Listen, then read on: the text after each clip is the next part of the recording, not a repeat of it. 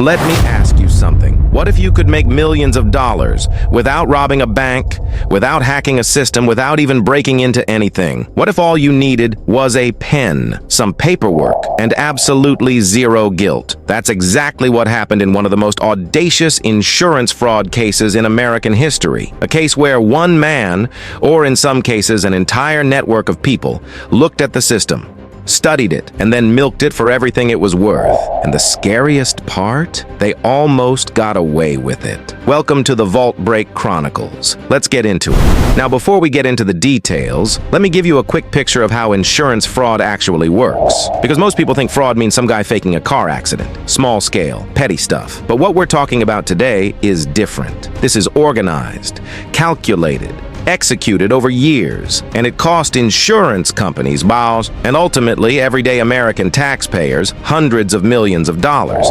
Insurance fraud in America costs the industry an estimated $308 billion every single year. That's not a typo.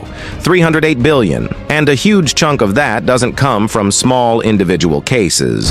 It comes from organized schemes, run by people who understood the system better than the system understood itself. And nobody understood that better than the people behind the biggest fraud cases in American history. So here's how it worked. The most common large-scale insurance fraud in America follows a pattern. And once you see it, you'll never look at the industry the same way again. It usually starts with a clinic, or a hospital, or a medical practice, something that looks completely legitimate from the outside. Patients walk in. Doctors see them. Bills are submitted to insurance companies, except the patients didn't always actually come in. The treatments didn't always actually happen. The prescriptions were sometimes completely fabricated. But the billing was very real. Fake procedures, inflated claims, treatments for conditions patients didn't have, medications prescribed that were never dispensed, and in some cases, patients who didn't even exist at all. Pure ghost patients on paper, generating real insurance payouts. And the insurance companies kept paying because the paperwork looked perfect, because the system was designed to trust medical providers, because nobody was looking close enough until someone started looking. Federal investigators started noticing patterns. Claims coming in from the same clinics, same billing codes, same diagnoses, over and over again, at a volume that simply didn't make sense. One clinic, supposedly serving a small neighborhood, was billing for procedures that would have required them to see hundreds of patients every single day, 7 days a week, around the clock. That's when the FBI got involved. And what they found when they started pulling the threads was staggering. Entire networks. Doctors who had sold their medical licenses. Clinic owners who had never treated a single real patient. Recruiters being paid to bring in real patients. Sometimes homeless people, sometimes addicts, who would sign forms agreeing to fake treatments in exchange for small cash payments. Millions of dollars flowing through shell companies, bank accounts in multiple states, money being laundered through real estate, through businesses, through cryptocurrency. It wasn't just fraud, it was an industry, a parallel economy built entirely on lies. And at the center of it, people who looked completely normal. Business owners, community figures, in some cases, respected medical professionals.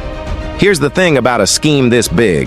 The bigger it gets, the harder it is to hide. The FBI set up undercover operations. Agents posed as patients. They walked into these clinics, sat in waiting rooms, were treated for conditions they didn't have, watched as paperwork was filled out for procedures that never happened.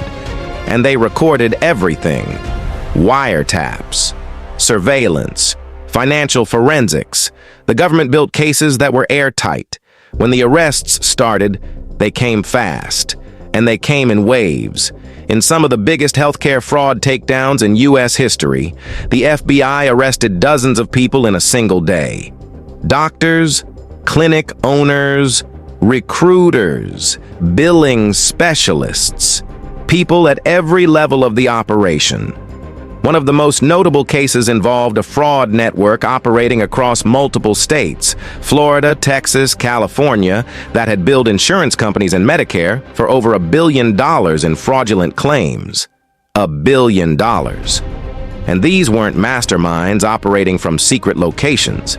These were people operating out of strip mall clinics, office buildings, suburban neighborhoods, people with families, people with mortgages, people who thought they were untouchable. They were wrong. The sentences handed down in these cases were severe. Some defendants received 20+ years in federal prison.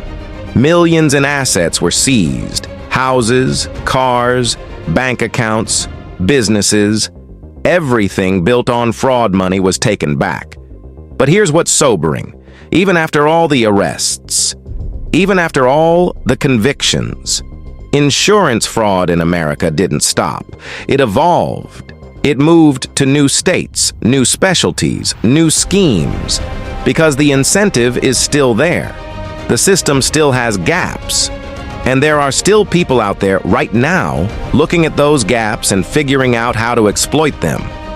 The government estimates that for every dollar lost to fraud that gets caught and prosecuted, there are multiple dollars that never get detected at all.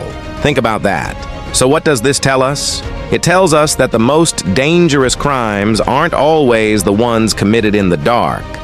Sometimes they happen in broad daylight, in office buildings, with suits and ties and medical degrees on the wall. It tells us that greed, when it's organized, when it's patient, when it's smart, can build entire empires on nothing but paper and deception. And it tells us that no matter how sophisticated the scheme, eventually, somewhere, someone starts asking questions. The system caught up. It always does. But the question that stays with me, and maybe it'll stay with you too, is this. How many schemes are still out there right now that nobody is asking questions about yet? Think about that. If this video made you see things differently, share it with someone. Because these are the stories that matter. Real crimes, real consequences, real history. Subscribe to the VaultBreak Chronicles, and we'll see you in the next one.